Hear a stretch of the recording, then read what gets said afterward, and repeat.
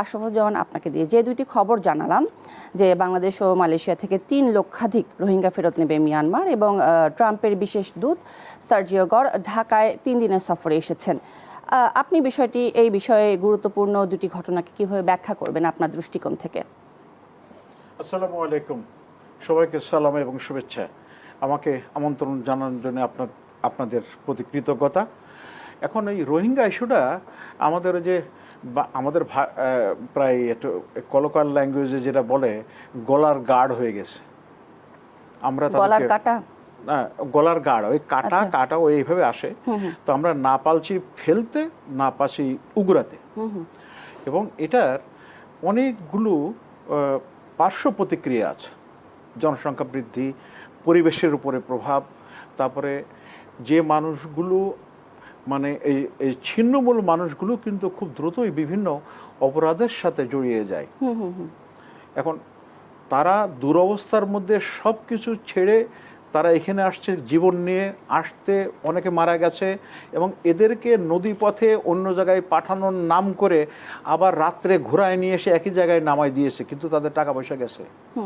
তো এইভাবে এই ভাগ্য বিড়ম্বিত মানুষগুলো, এটা যেমন তাদের ভাগ্যের একটা বিড়ম্বনা, এটা আমাদের দেশের জন্য একটা বিড়ম্বনা। এবং এখন প্রশ্ন অনেকেই করে, এবং আপনাকে আগেই বলা হয়েছিল যে যেমন এই ভারতের সাথে পুশিনের বিষয়টা আপনি দেখছেন যে আমাদের সীমান্তে বিজিবি এবং আমাদের জনগণ যাতে পুশিন করতে না পারে তারা দাঁড়ায় গেছে, কারণ একবার ঢুকাই দিলেই সমস্যা। তো এই জন্যে যখন এই রোহিঙ্গা বিশেষ করে যে 2017 থেকে যে আশাটা হলো, তখন আপনার বলা হয়েছিল যে তারা ওইদিকে সীমান্তর ওই পারে থাকুক, তাহলে একটা মানে হিউম্যানিটেরিয়ান অ্যাপিলটা পৃথিবীর কাছে পৌঁছে যাবে। কিন্তু আমরা তাদেরকে মানবিক কারণে আশ্রয় দিয়েছি। এখন এটা কতটুকু যৌক্তিক ছিল সেইটা আবার অনেকে বলে যে নোবেল পুরস্কার প্রাপ্তির একটা ব্যাকওয়ার্ড লিঙ্ক হিসেবে অনেকে এটা দেখার চেষ্টা করেছেন। আমি যদি সেটা নাও ধরি, তারপরও তারা যেহেতু এসে গেছে, এখন আমাদেরকে বর্তমানের প্রেক্ষাপটে চিন্তা করতে হবে এবং কিভাবে ফেরত নিতে হবে। তো এর আগেও কয়েকবার পাঠানোর জন্যে বিভিন্নভাবে উদ্যোগ হয়েছে।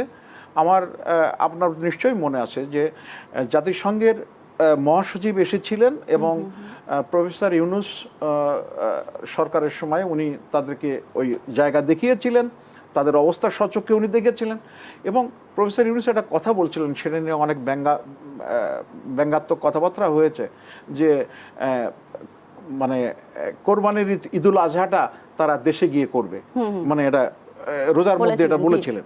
তো এটা হয়নি, এটা খুব জটিল বিষয়। তো উনি আশাবাদী মানুষ, আসার কথা বলেছিলেন। এখন হয়তো উনি সেই সময় একটা সম্ভাবনা দেখেছিলেন। এখন এই যে রোহিঙ্গা ইস্যুটা যেমন আমাদের জন্য সব দিক দিয়ে একটা বড় চ্যালেঞ্জের বিষয়, ঠিক একইভাবে আঞ্চলিক ভাবের দিকেও এটা প্রভাব আছে। এবং মনে রাখবেন যে যারা ছিন্নমূল, তারা কিন্তু স্বাভাবিকভাবে তাদের মনোজগতে এই বাচ্চাগুলো যারা আছে তারা কিন্তু ডেসপারেট হয়ে যায়, এবং তারা বিভিন্ন অপরাধ কার্যক্রমে জড়িয়ে যায়, এবং তারা জড়িয়েও গেছেও। যদিও আমাদের এখানে অনেক নিয়ন্ত্রিত, তারপরেও এটা কোন সময় কি করবে সেটা বলা মুশকিল। তো এখন আমাদের তাদের ফেরত পাঠানোটা জরুরি।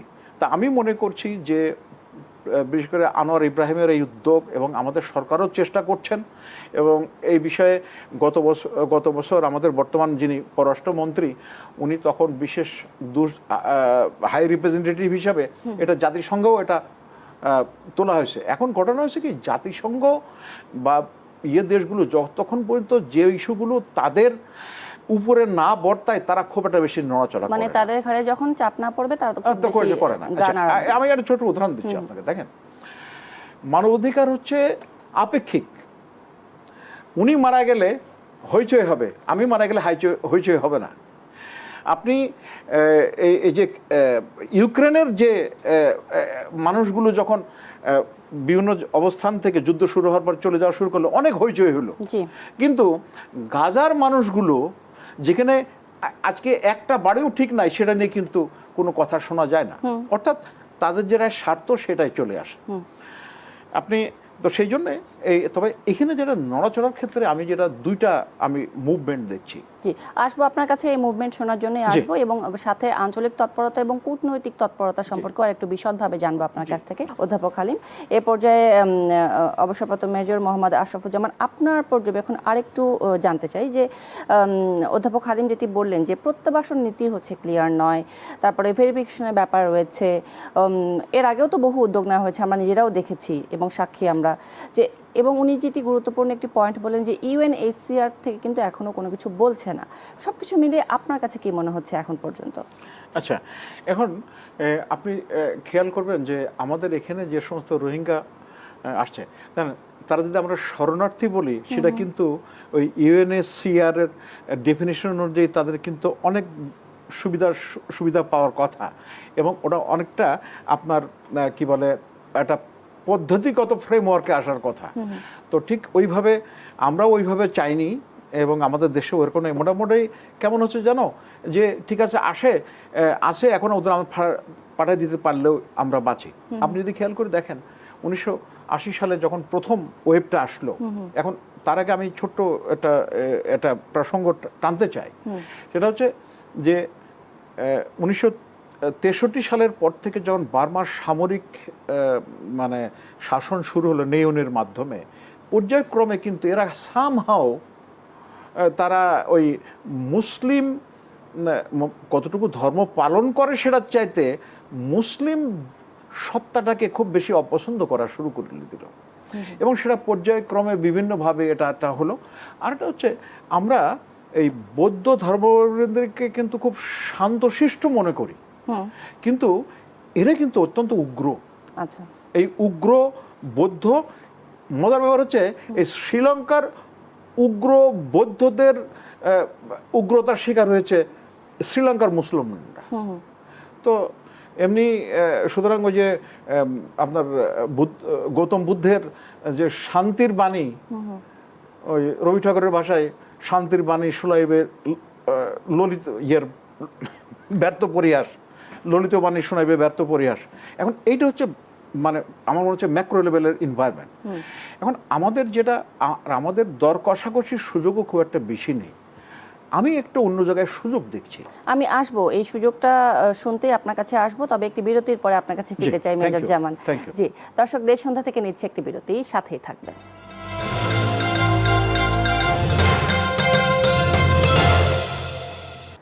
আবারও আমন্ত্রণ জানাচ্ছি দেশ সন্ধ্যার আয়োজনে। আজকে আমরা আলোচনা করছি রোহিঙ্গা ফেরাতে কূটনৈতিক তৎপরতা এই বিষয়টি নিয়ে, এবং এ পর্যায়ে অবসরপ্রাপ্ত মেজর মোহাম্মদ আশরাফুজ্জামান, আপনার কাছে আবারও ফিরতে চাই যে আপনি বিরতিতে যাবার আগে বলছিলেন যে আমাদের পক্ষ থেকে খুব একটা দর কষাকষির সুযোগ নেই, কেন মনে হয় আপনার এরকম? আচ্ছা, আমি এই কথাটা আমি প্রায় বিভিন্ন জায়গায় বলি। সেটা কি জানেন, আমাদের একটা এই দেশের জন্মের একটা ত্রুটি হয়ে গেছে। আমরা সবকিছুই 71 কেন্দ্রিক চিন্তা করি, ওইটা বের হয়ে আসতে হবে। আমি বলি আপনাকে, আপনি যদি এই যে যখন 2017 সর্বশেষ যে ইনফ্লাক্স অফ দি রোহিঙ্গা শুরু হলো, তখন আমরা ইস্যু হচ্ছে রোহিঙ্গা, যেখানে ভারতের রোল খুব নিম্ন, কিন্তু আমরা কিন্তু তাদের মাধ্যমে দেখার চেষ্টা করেছি। সো তারা হচ্ছে কি, মানে আমরা আমাদের ফোকাসটা, অর্থাৎ আমাদের যে রোগ নির্ণয় করতে আমরা ভুলে গেছি।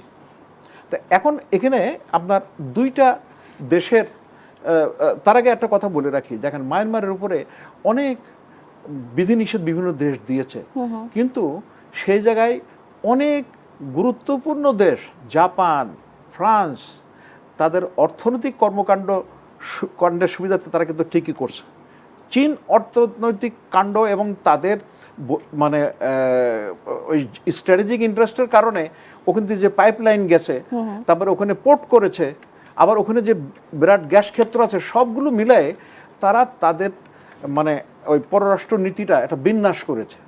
এখন এবার আসেন, এখন হচ্ছে কি, এখন আপনাকে বর্তমান বিশ্বের যেটা, যে এখন তিনটা হচ্ছে সুপার পাওয়ার।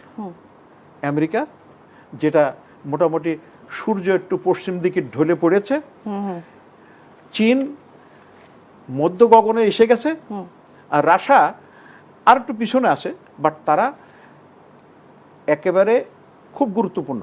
তো এখানে ইন্টারেস্টটা আপনি খেয়াল করে দেখেন যে এখন চীনের আমাদের এই বাংলাদেশ সাথে তারা যে একটা এই যে সড়ক পথে যুক্ত হতে চাচ্ছে, এখন রাস্তা তো দুইটা।